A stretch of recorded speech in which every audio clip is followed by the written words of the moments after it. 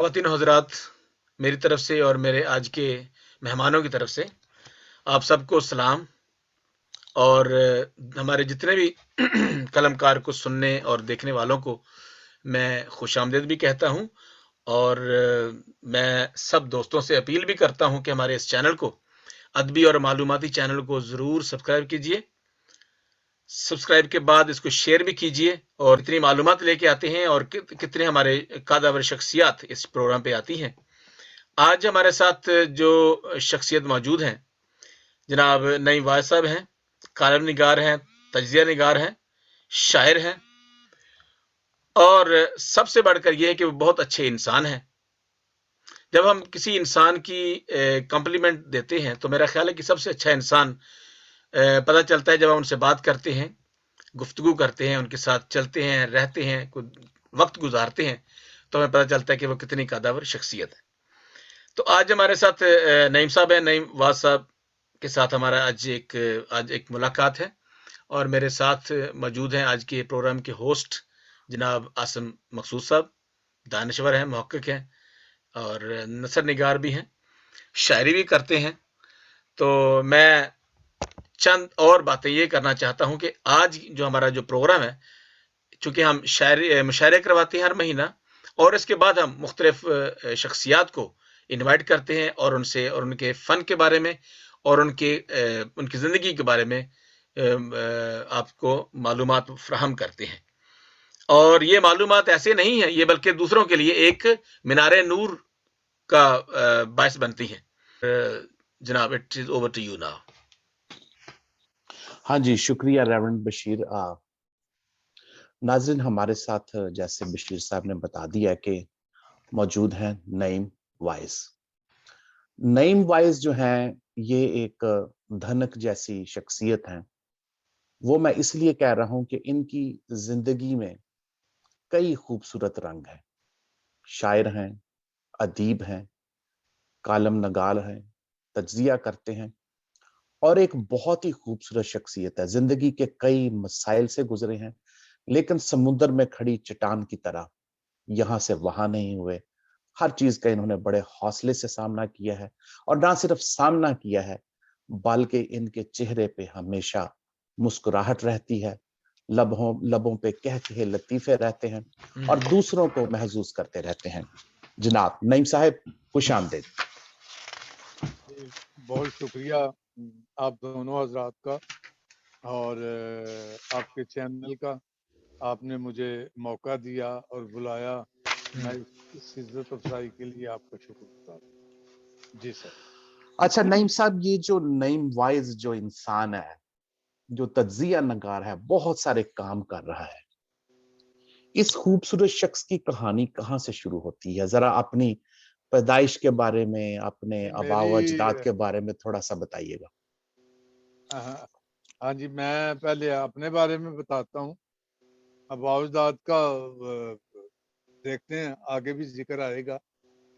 तो क्योंकि उनके हवाले के बगैर मैं कुछ भी नहीं हूँ, अपने आबा अजदाद के हवाले के बगैर।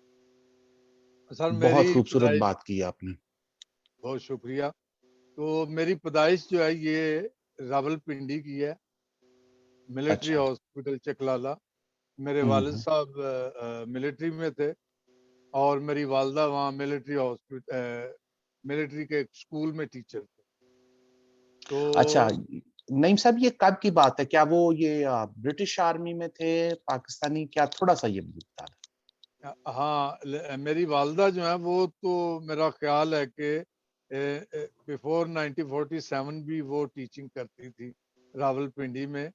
तो वालिद साहब मेरा ख्याल शायद बाद में आर्मी में आए हैं, अच्छा। पाकिस्तान आर्मी में। तो ये इससे इससे पीछे मुझे नहीं पता, मेरा ख्याल नहीं, वो ब्रिटिश आर्मी में नहीं थे। अलबत्ता मेरे एक दादा दादा के भाई वो ब्रिटिश आर्मी में रहे हैं। जी। तो वहाँ पैदाइश मेरी पिंडी में हुई, चकलाला हॉस्पिटल में, मिलिट्री हॉस्पिटल में। तो अभी मेरी 4 साल उम्र थी तो मेरे वालिद साहब की का तबादला जो है वो कोयटा में हो गया। तो अच्छा। इस तरह हम 3 बहन भाई थे। मैं, मुझसे बड़ी एक मेरी बहन और एक छोटी बहन मुझसे, तो हमारा जाना जो है वहाँ मुश्किल था सबका। तो इत्तेफाक से मेरी वालदा को सियालकोट में मिशन स्कूल में जॉब मिल गई टीचिंग की, हेड मिस्ट्रेस की। तो हम लोग फिर जो है ना वो सियालकोट में आ गए। तो इस तरह फिर मेरा जो लड़कपन है वो सियालकोट में ही गुजरा, इब्तदाई तालीम भी सियालकोट। जी सर। अच्छा, नहीं सब थोड़ा सा और आपके बचपन के बारे में, आ, क्या पसंद था बचपन में? खेलना कूदना खाना पीना किस तरह का, जरा थोड़ा सा मुख्तसरन बताइए। कौन सी गेम्स खेलते थे आप? सर गेमें तो बहुत खेली हैं। तो असल में जिस दौर की मैं बात कर रहा हूँ, तो उस वक्त सियालकोट शहर जो है बहुत मुख्तसर सा शहर था, बहुत कम आबादी थी। और मुझे याद है कि सर्कुलर रोड जो हमारे घर के सामने से गुजरता था, तकरीबन आधे पौने घंटे के बाद एक बस गुजरती थी बाहर, इतनी कम ट्रैफिक थी। ओह तो माय गॉडनेस, हाँ अच्छा। जी। तो सर सियालकोट जहाँ मैं स्कॉच मिशन हाई स्कूल में पढ़ा हूँ, तो वहाँ जो मेरे क्लास फेलो थे वो हॉकी के ओलंपिक में खेलने वाले लोग थे। उनको खेलते देखा है जबरदस्त। मैंने। हम्म। जाहिद शेख थे, वो मेरे क्लास फेलो थे। उनके अच्छा। उनके कजन थे शहनाज शेख, हाँ नामवर जी, बड़ा पाकिस्तान मशहूर के। नाम है, बहुत बड़ा मशहूर नाम है। जी, वो एक साल आगे थे। मैंने मंजूर जूनियर को खेलते देखा है। वो हमारे स्कूल में जबरदस्त। नहीं थे, लेकिन वो साथ वाले स्कूल में थे। तो उस वक्त सियालकोट डिस्ट्रिक्ट की टॉप की जो टीम थी वो मिशन स्कूल की थी, क्योंकि इतने नामवर। तो हमें भी हॉकी का शौक था वहां से उनको देख देख के। और भी बहुत से दोस्त थे जो हॉकी खेलते, पूरी टीम थी मिशन हाई स्कूल की। और फिर इस तरह बाद में क्रिकेट का शौक भी पैदा हुआ। तो ये दो गेमें तो बहुत खेली हैं। और सियालकोट शहर की एक और खुसूसियत मैं आपको बताता चलूं कि सियालकोट को उस जमाने में सियालकोट और गुजरांवाला ये पहलवानों के शहर थे। तो जी। जो जो मेरी उम्र 12 13 14 साल के लड़कों को शुरू से ही ये शौक होता था एक्सरसाइज करने का और अखाड़े में पहलवानी करने का। तो ये हमने भी, जहाँ मेरी वालदा पढ़ाती थी अटारी स्कूल में, तो वहाँ पे अखाड़ा बनाया हुआ था और बकायदा हम वहाँ कसरत करते थे। और 8 10 लड़के मसीह होते थे सारे। और फिर हम हमारे दंगल भी होते थे। तो ये इस तरह जबरदस्त। बड़ा अच्छा वो टाइम गुजरा है जी। अच्छा भी बुरा भी गुजरा है, तो ये होता है जी। अच्छा, मुझे ये बात जो है ना वो बड़ी दिलचस्प लगी है, जो आपने कहा है ना कि कोई आधे एक घंटे के बाद बस गुजरती थी। तो आज हम देखते हैं कि मोटरवेज बन गए हैं, सारा कुछ, ट्रैफिक बहुत ज्यादा हो गई है। तो लेकिन ये एक दिलचस्प बात थी। अच्छा, नईम साहब, मैं आना चाहता हूं आपकी थोड़ी तख्लीकात की तरफ, कि आप जैसा हंसता मुस्कुराता बंदा, आ, चटपटे लतीफे सुनाता हुआ, शायरी बड़ा हसास सा काम है। लिखना जो है, तो ये जो हसासियत है, ये एक जो आपके चेहरे पे मुस्कुराहट का नकाब है, अंदर से लगता है कि बहुत आप हसास हैं। आ, ये कहाँ से शायरी, क्या क्या क्या हुआ? कोई ऐसे बड़ों से मुतासर होके शुरू हुआ सिलसिला, या कुछ जिंदगी में ट्रायल्स दुख ऐसे थे कि इस तरफ आ गया? सर ये दोनों चीजें हैं। अच्छा।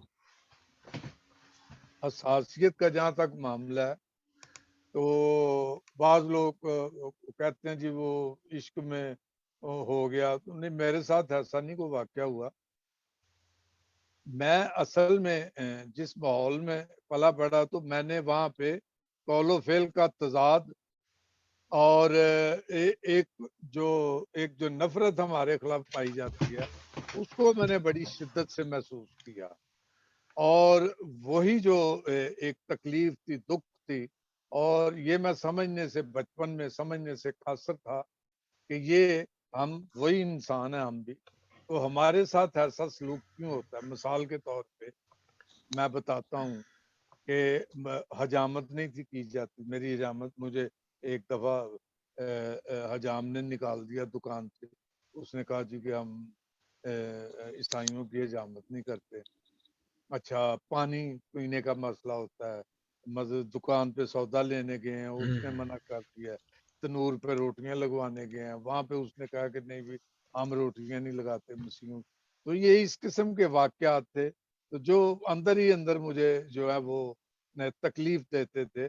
और फिर इस तकलीफ का इजहार जो है वो और भी थे। हम अपने बचपन से ही, शुरू से ही, लड़कपन से, तो ये मेरे अंदर एक पता नहीं कहाँ से ये शौक आया। तो मैं जलसे जुलूसों में इस तरह मुझे समझ भी नहीं होती थी तो चला जाता था।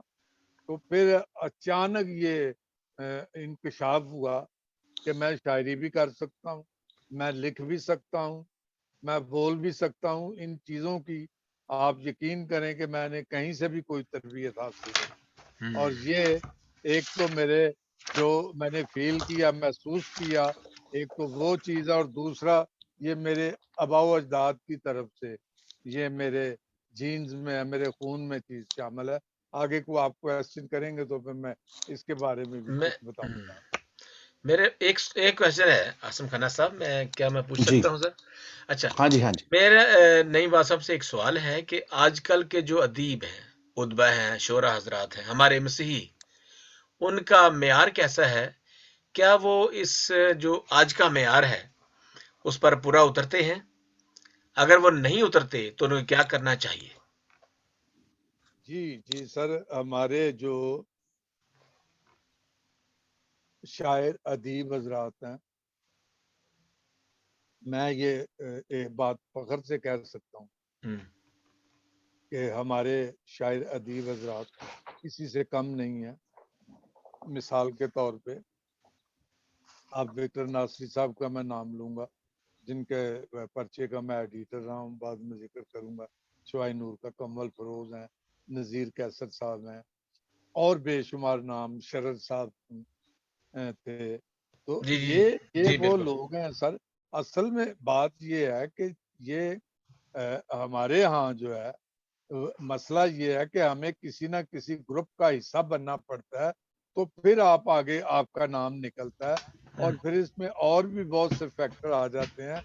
गवर्नमेंट जो है वो जानबूझ के पीछे रखती है दूसरी अक़वाम के अदीबों, शायरों को। तो ये तो जबरदस्ती हमारा एक लड़ाई झगड़े के तौर पे हम आगे निकलते हैं, कोशिश करके, जोर लगा के। तो इस तरह जैसे हमारे एक अफसाना निगार है मंजूर राही साहब, अच्छा आसफ जॉर्ज साहब हैं, ये बहुत बड़े नाम है। अब वक्त गुजर गया है बशीर साहब। जी जी जी। अब जो सोशल मीडिया का दौर है, अब किसी को किसी की सपोर्ट की जरूरत नहीं है। जो अच्छा काम है वो बिल्कुल सामने आता है और खुल के आता है। अब कोई किसी को रोक नहीं सकता आगे बढ़ने। और ये ज्यों ज्यों आगे जमाना गुजरेगा और जो हमारे नए आने वाले लोग हैं वो खुदा के फजल से बहुत आगे जाए। बिल्कुल तो सही बात। हमें हमें नाउम्मीद नहीं होना चाहिए। और जो हमारे आज के अदीब शायर जो कुछ लिखते हैं, असल में जो इन पे गुजरा हुआ है माजी में, वो उसी चीज को बयान करते हैं। तो इसीलिए उनके उनके कलाम में, उनकी तहरीर में वो सब कुछ नजर आता है। दुख, दर्द, सोच, सब कुछ आपको नजर आए।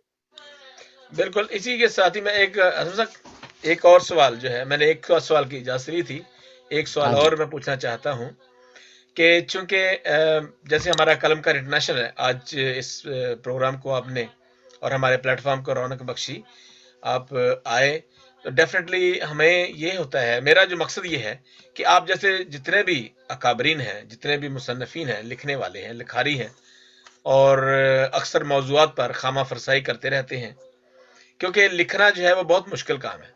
आपको कंपोज करना पड़ता है अपने जहन को, और एक फोकस करना पड़ता है एक मौजू के ऊपर। तो यानी ये है कि हमारे जो मुसन्नफीन हैं, नसर निगार हैं, वो ज्यादा ज्यादा लिखें, यानी कि नसर की तरफ ज्यादा आए, ना कि हर बंदा जो है वो शायरी करे। मैं किसी के खिलाफ नहीं हूँ, शायरी करनी चाहिए अगर आप कर सकते हैं तो। हमें जैसे आपने अभी कहा कि मैंने अपने आप में डिस्कवर किया कि मैं ये भी काम कर सकता हूँ। That's what is very important, कि बहुत ज्यादा अहम है कि हम ये जाने कि मैं ये काम कर सकता हूं और ये काम मुझे करना चाहिए। अक्सर लोग वो काम कर नहीं सकते और वो करना चाहते हैं। ये भी हमारे मुआशरे की एक अलमिया है और उसमें हमें तो मैं मतलब समझता हूँ कि हमारा जो प्लेटफॉर्म है कलमकार इंटरनेशनल है, ये हम मुख्तलिफ मुसन्निफीन की मुआमनत भी करेंगे और कर रहे हैं, ताकि वो आगे आएँ, अपना अपना जो वो अपन कलाम है या अपना उनका जो मसवदे हैं, वो मार्केट में लेके आएँ, ताकि पता चले कि हमारे जो मसीही उदबा हैं या मुसन्निफीन हैं, उनके पास कितना म्यार मवाद है और कितना अच्छा लिखा उनके पास है। जी, जी आसिफ खान साहब। अच्छा, नईम साहब, इससे पहले कि हम आगे बढ़ें, आपने किसी गजल के कुछ अशार हमें सुनाए, फिर हम आपसे अगला क्वेश्चन पूछते हैं। जी जी, बहुत शुक्रिया। और क्या उर्दू सुनाऊं कि जो आपका पंजाबी? दिल कहता, आपने कोई पसंदीदा गजल सुनाई? जी, एक गजल यही सामने आई है, मैं अब यही सुनाता हूँ। हाँ जी। पुरखों की जो तुझे निशानी लगती है, पुरखों की जो तुझे तुझ निशानी लगती है, निशानी लगती है। जी, उल्टी सीधी एक कहानी लगती वाह! है। बहुत शुक्रिया। उल्टी शेर सीधी एक कहानी लगती है। मुलाजा करें अगला शेर। रंग तो उसके सारे पहले जैसे हैं, रंग रंग तो तो उसके सारे सारे हाँ जी, पहले पहले जैसे। जैसे हैं। जी, रंग तो उसके सारे पहले जैसे हैं, पहले जैसे हैं। थोड़ी सी तस्वीर पुरानी लगती है। वाह, हाँ वाह! हाँ हाँ हाँ हाँ, वाह, क्या वाह! बात है, क्या बात ये सर, रंग तो उसके सारे, ये बड़ा मार्फत का शेर है। इसके मैं आप समझते हैं मानी, सर। हाँ, और आप समझते हैं। रंग तो उसके सारे पहले जैसे हैं, थोड़ी सी तस्वीर पुरानी लगती है। पुरानी जी। लगती है। आगे शेर है। चाल है जैसे ख्वाबों वाली शहजादी। वाह, आह, वाह, वाह, वाह! क्या बहुत तशबीह दी ये है। चाल है जैसे ख्वाबों वाली शहजादी, खुशबू गोया रात की रानी लगती है। हाय हाय हाय वाह, हाय, वाह, वाह क्या जी, बात, मुकर्रर जी, मुकर्रर। बहुत खुशबू क्या शुक्रिया बात। जी। चाल है जैसे ख्वाबों वाली शहजादी, वाह! शहजादी, वो गोया रात की रानी लगती है। हुँ। क्या आगे बात। शेर है। छत पर लेटे तारे गिनते रहते थे, वो छत छत पर पर लेटे लेटे तारे लेटे गिनते रहते तारे थे। गिनते रहते थे, रहते थे। आज भी वैसी रात सुहानी लगती है। वाह, वाह, वाह, वाह, वाह वाह! वाह, बहुत क्या अच्छा, बात है, बहुत बिल्कुल है, बिल्कुल ऐसा ही है। नेचर नहीं ये, बदलती। हाँ हुँ। जी, ये आखिरी शेर आप दोनों की नजर। जिसकी भोली बातों पर सब हंसते हैं, जिसकी भोली बातों पर भोली सब बातों हँसते पर हैं। सब जिसकी हंसते हैं। भोली बातों पर सब हंसते हैं, बाबा को वो बड़ी सियानी लगती है। वाह, आहा, वाह, वाह, वाह, वाह, वाह! क्या वाह, बात है वाह, नईम वाह! साहब, वाह, क्या वाह! बात है। जिसकी भोली बातों पर सब हंसते हैं, बाबा बाबा को वो बड़ी सियानी लगती है। वाह, वाह, वाह! बहुत प्यारी बात, बहुत हकीकत। ये सब सब बेटियों के लिए है ये। हुँ। अच्छा। बिल्कुल ऐसा ही। पुरखों की जो तुझे निशानी लगती है, उल्टी सीधी एक कहानी लगती। जी सर। बहुत क्या खूब, बात है। बहुत खूब। अच्छा, ये आपकी ये गजल ना इस हवाले से भी खूबसूरत है कि आपने इसमें बड़े स्ट्रॉन्ग और प्रैक्टिकल मौजूआत जो है ना, उन पे बात की है। अरस्तू ने कहा था कि अ, उसने अच्छाई के बारे में, लोगों की, आपने आबा व अजदाद का, पुरखों का जिक्र किया। उसने कहा कि खूबसूरत बात होती है कि जब एक बूढ़ा आदमी दरख्त लगाता है और उसे पता होता है कि उसकी छांव में उसने नहीं बैठना, किसी और ने बैठना है। वाह! तो पुरखों को, बुजुर्गों को याद रखना जो है ना, और आपने बहुत बड़ा मौजू जो है वो पहले शेर में जो है ना वो बयान कर दिया है। बयान कर दिया। अच्छा नईम साहब, आप मुआशरे के जो मसाइल है ना, आप तज्जिया करते हैं, कॉलम लिखते हैं, और वो बड़े खूबसूरती से आप उनको बयान करते हैं। आ, आपकी जात के हवाले से मैं पूछना चाह रहा हूं कि कुछ का आपने जिक्र किया कि मजहबी तासुब था, लेकिन और क्या क्या ट्रायल्स जो हैं, आप यहाँ तक पहुंचे, इंग्लैंड में एक कामयाब खूबसूरत शख्सियत हैं आप, एक कामयाब आपकी खानदानी जिंदगी है। जिंदगी के किन किन ट्रायल से गुजर के बचपन में, जवानी में यहाँ तक पहुंचे हैं। मैं चाहता हूं कि नौजवान नस्ल